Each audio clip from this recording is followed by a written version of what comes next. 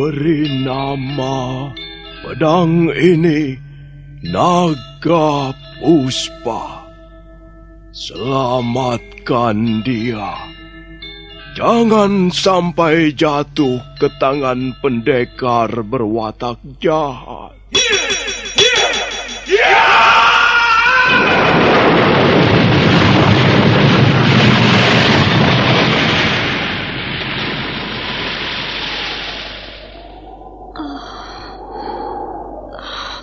Kakang Kamandanu, kau masih juga tidak percaya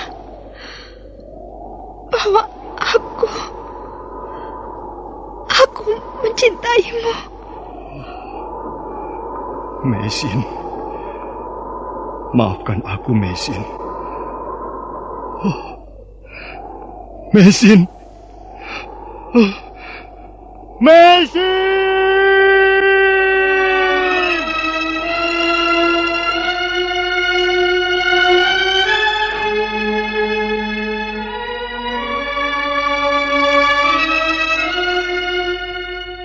Tutur Tinular.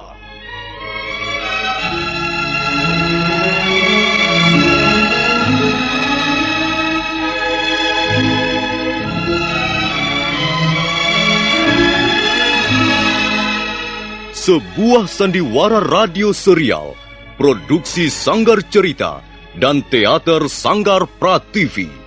Sebuah kisah dengan latar belakang sejarah runtuhnya Singasari dan berdirinya Kerajaan Majapahit.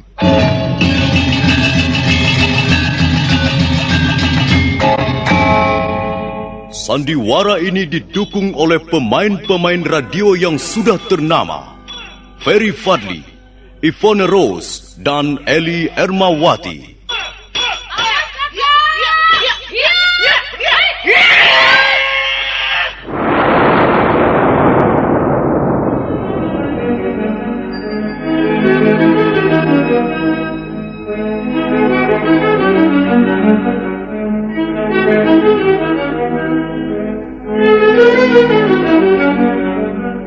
Cerita ini ditulis dan disusun oleh S. Tijab.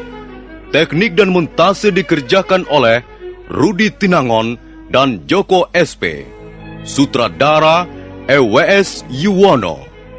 Kali ini mengetengahkan episode pertama dengan judul Pelangi di Atas Kurawa.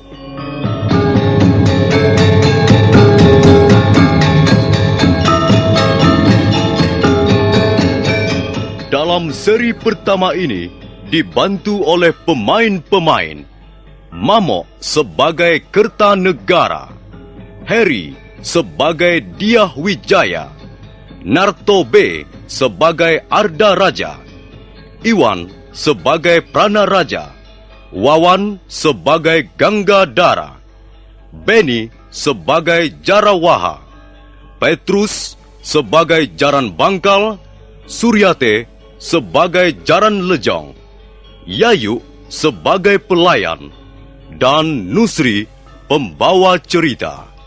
Selamat menikmati.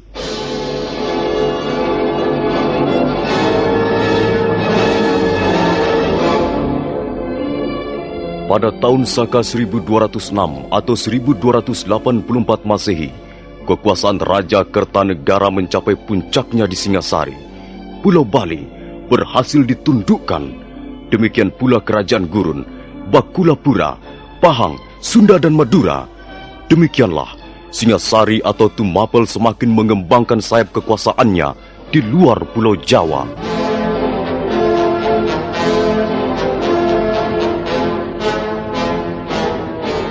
Kertanegara masih belum merasa puas. Dia mulai melihat kemungkinan untuk menundukkan Swarnabumi. Maka pada bulan Agustus 1286, pasukan Singasari berangkat ke negeri seberang untuk mengebuk perang. Dan ternyata Swarnabumi berhasil ditaklukkan. Raja Tribuana Raja Maulia Warmadewa menyerah.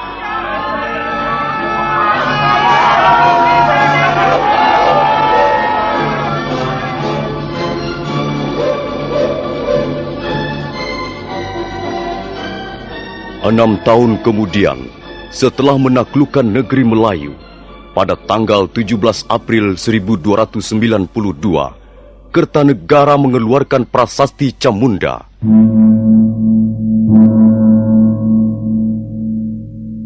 Salam bahagia ya Sang Prabu. Salam bahagia wahai Sang Siwa Buddha. Terima kasih.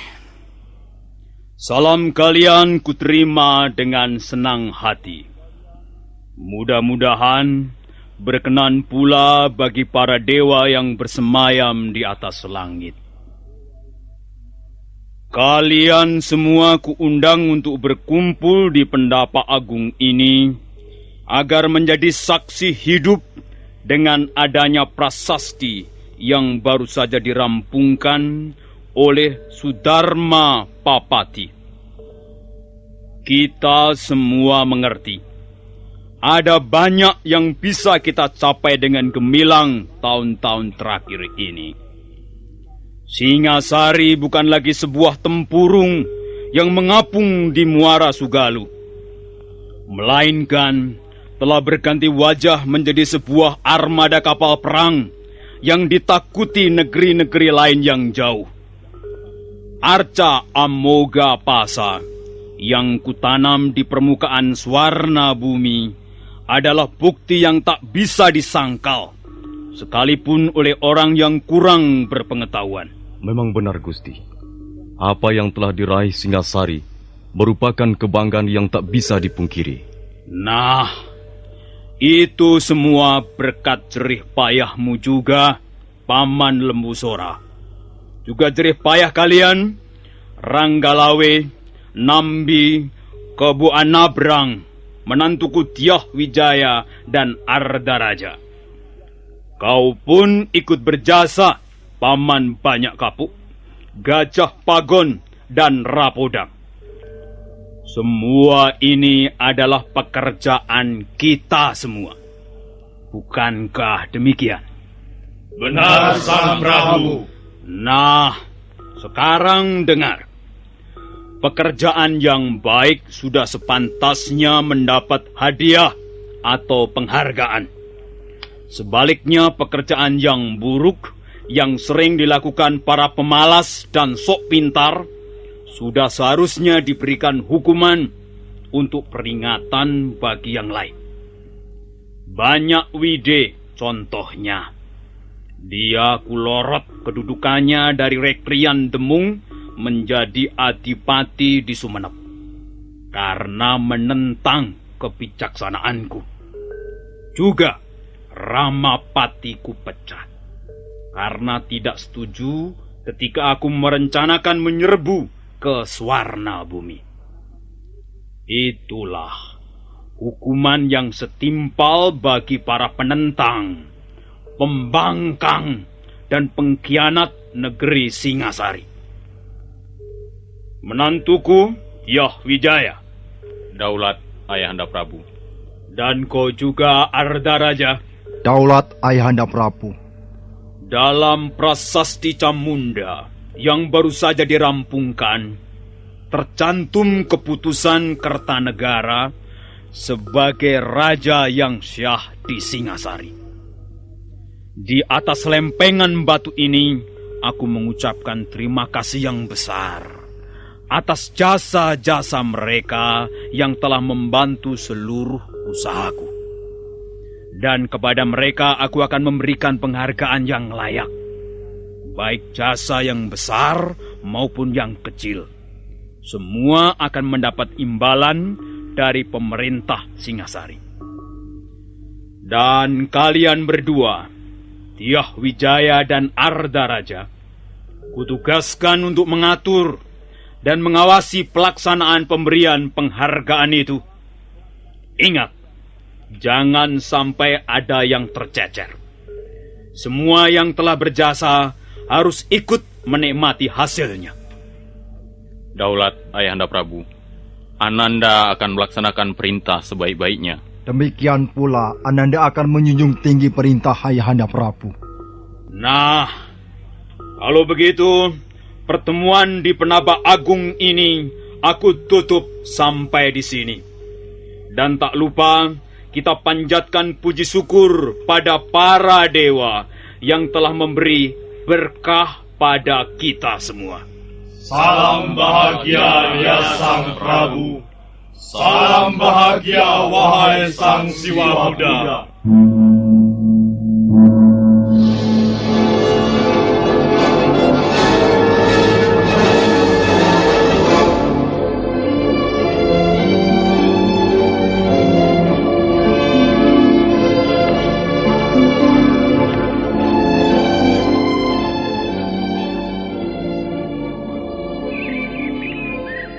Kakang Jarawaha, kupikir raja kita sekarang ini hebat sekali.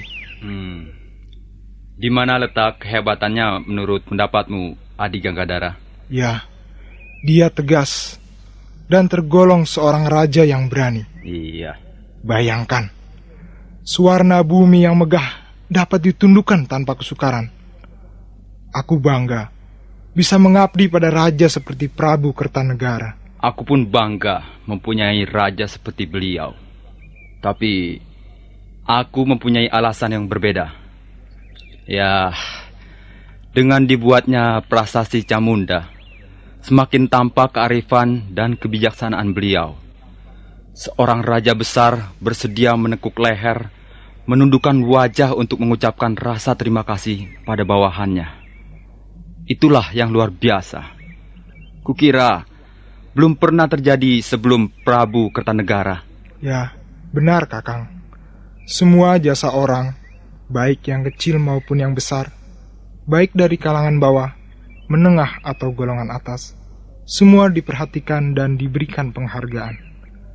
Rasanya pekerjaan kita tidaklah sia-sia. 2 kali aku terlibat peperangan bersama pedang kebanggaanku ini. Pertama, ketika menyerang Pulau Bali, dan kedua, ketika merebut ibu kota Suwarna Bumi. Dan sekarang pangkatmu naik menjadi perwira muda. Ya, dan Kakang Jarawaha menjadi perwira tinggi. Dan atasan kita, Tuan Pranaraja, naik pangkat menjadi... Kakang Jarawaha, bukankah itu Tuan Pranaraja? Iya. Pasti ada sesuatu yang penting. Tidak biasanya sepagi ini Tuan Pranaraja datang ke barak prajurit. Sarungkan pedangmu Ganggadara. Negara Singasari aman. Dan kita belum merencanakan perang lagi dengan negara lain. Oh iya, maaf Tuan. Tidak biasanya Tuan mengunjungi barak prajurit sepagi ini. Aku ada perlu dengan kalian berdua. Mari kujelaskan di dalam.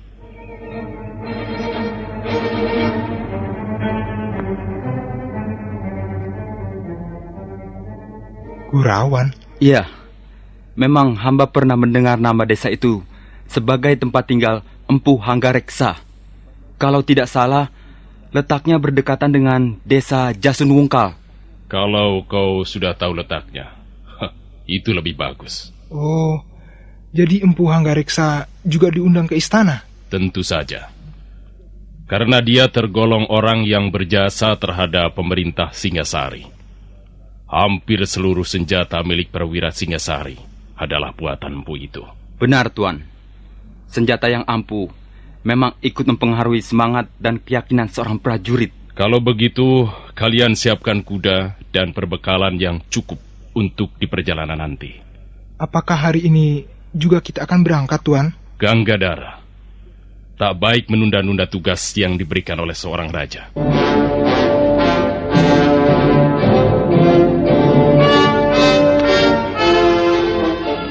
Matahari telah tinggi. Panasnya menyengat membuat musim kemarau nampak gersang. Seluruh kota Singasari bermandikan keringat. Mendadak, debu-debu jalan berterbangan, bercampur baur dengan daun-daun kering yang gugur ke bumi. Ketiga-tiga ekor kuda berlari bagaikan terbang.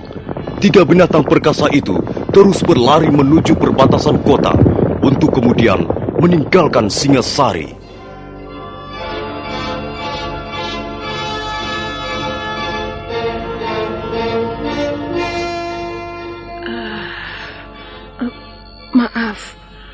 Sepertinya tuan bertiga ini datang dari jauh. Apakah kau sama sekali tidak mengenal lencana keprajuritan? Kami adalah prajurit-prajurit Singasari. Yang sedang kau ajak bicara ini adalah Panglima Muda tuanku Pranaraja. Kami mengemban tugas dari Sang Prabu Kertanegara. Ampun Gusti, hamba benar-benar tidak tahu. Hamba memang orang bodoh dan pantas dihukum. Sudahlah, tak ada perlunya memberimu hukuman. Kami hanya mau menginap di rumah ini barang semalam. Masih adakah ruangan kosong? Masih Gusti, tapi tempatnya di belakang. Apa? Kau suruh kami tidur di ruangan belakang? Berani sekali kau merendahkan martabat kami. Ampun Gusti, bukan maksud hamba merendahkan martabat Gusti bertiga. Tapi rumah penginapan hamba ini tidak besar. Ya, hanya ada 7 ruangan dan di bagian depan sudah ditempati orang. Itu, di bawah pohon sawo itu ada 2 ruangan yang cukup nyaman. Kami tidur di situ saja. Ampun Gusti, ruangan itu sudah ada yang menempati. Suruh saja mereka pindah ke belakang. Katakan bahwa kami membutuhkan ruangan itu untuk istirahat. Ampun Gusti, hamba tidak berani mengatakannya. Apakah orang-orang itu menurut kau keturunan dewa hingga kau pantas merasa takut? Kau pengecut. Biar aku yang akan bicara dengan orang itu. Mana dia? Apakah ada di sini? Ada Gusti, mereka ada di sini. Itu dia. Itu Gusti yang duduk berdua di sudut ruangan itu.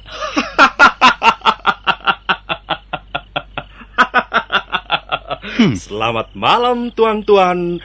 Agaknya tuan-tuan membutuhkan ruangan yang nyaman untuk istirahat malam ini. Iya. Iya. Agaknya tuan-tuan baru saja berjalan jauh. Iya, benar. Kalian siapa?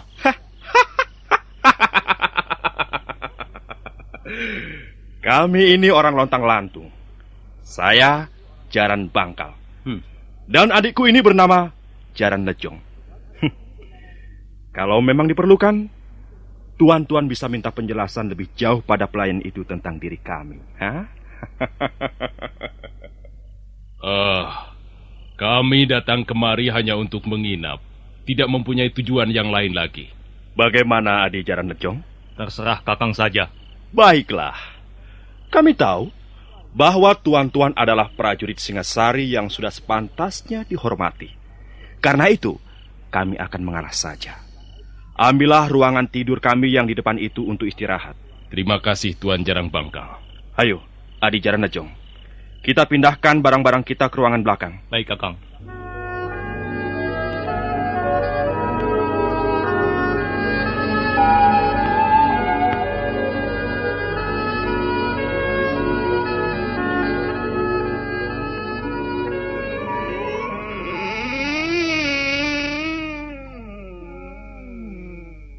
Ada apa pelayan? Gusti, kami harapkan berhati-hati. 2 orang itu agaknya punya niat yang kurang baik, Gusti. Kau tahu banyak tentang mereka? Mereka orang-orang jahat, Gusti. Mereka suka merampok orang-orang yang kemalaman di jalan, Gusti. Oh, begitu. Baiklah. Terima kasih atas peringatanmu, pelayan. Sebenarnya hendak pergi kemana Gusti bertiga ini? Kami akan ke desa Kurawan. Oh, Kurawan sudah tidak terlalu jauh dari sini, Gusti. Untung Gusti menginap di Jasun Bungkal. Memang kenapa? Jalan ke Kurawan agak sulit ditempuh pada malam hari, Gusti. Harus berhati-hati. karena banyak jurang dan tebing yang berbahaya. Baiklah. Pergilah pelayan. Biarkan kami istirahat malam ini. Baik, Gusti. Maaf, hamba telah mengganggu. Selamat malam, Gusti Pranaraja. Iya.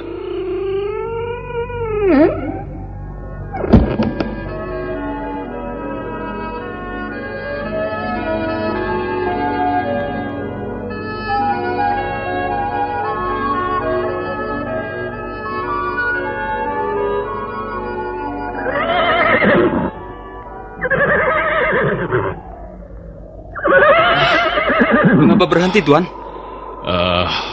Menurut keterangan pelayan rumah penginapan itu, setelah kita melewati 3 gugusan bukit di depan, barulah kita memasuki perbatasan desa Kurawan. Kalau begitu, kita jalan terus, Tuan. Mengapa berhenti di sini? Sebentar. Jalan yang harus kita tempuh semakin sempit dan berbahaya. Kita harus berhati-hati, Ganggadara. Oh, awas, Tuan! Ada pohon roboh!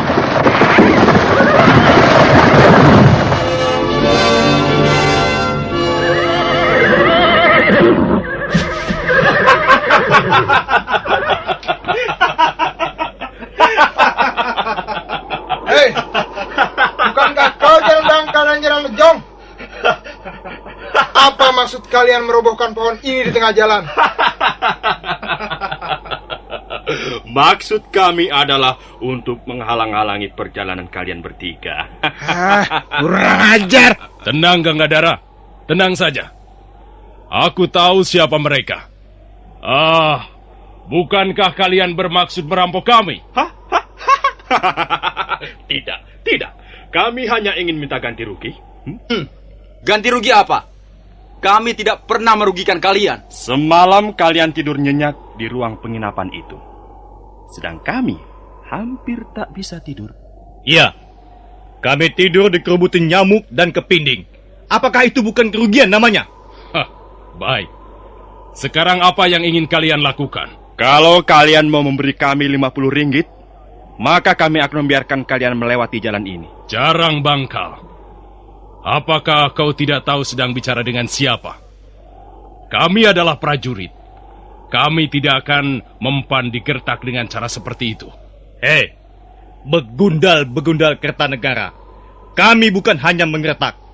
Kalau kalian tidak bersedia memberikan apa yang kami minta, maka kalian pasti akan menyesal.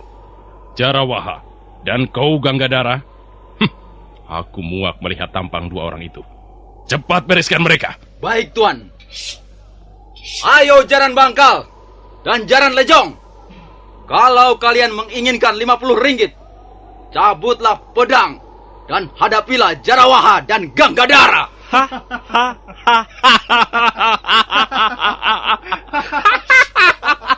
Bagus. Ayo, Adi Jaran Lejong. Kita orang lontang lantung. Untuk apa gentar pada tikus-tikus piaraan Kertanegara?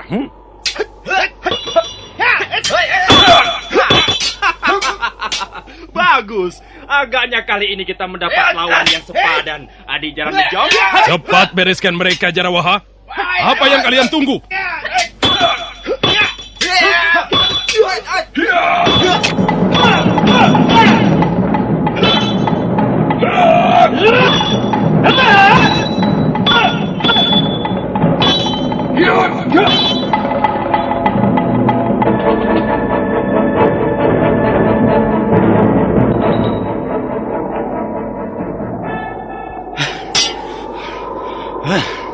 Bagaimana Jaran Bangkal dan Jaran Lejong?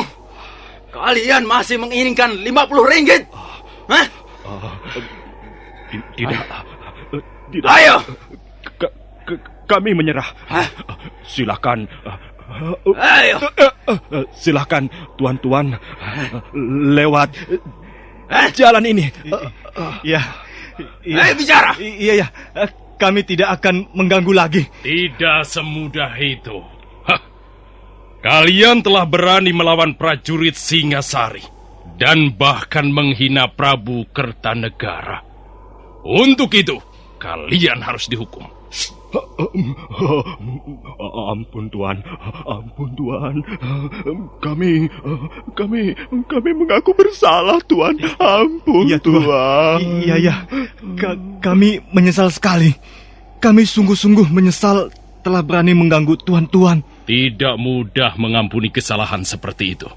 Hah, mana tangan kalian? Ayo, ulurkan ke depan. Iya. Aku akan memotongnya. Ayo. Tuan.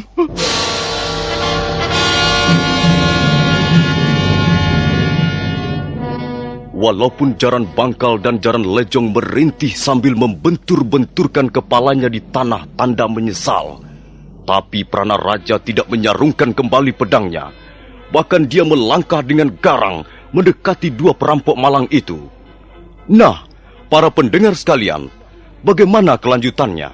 Apakah Jaran Bangkal dan Jaran Lejong akhirnya harus kehilangan tangannya? Silakan menanti seri berikutnya.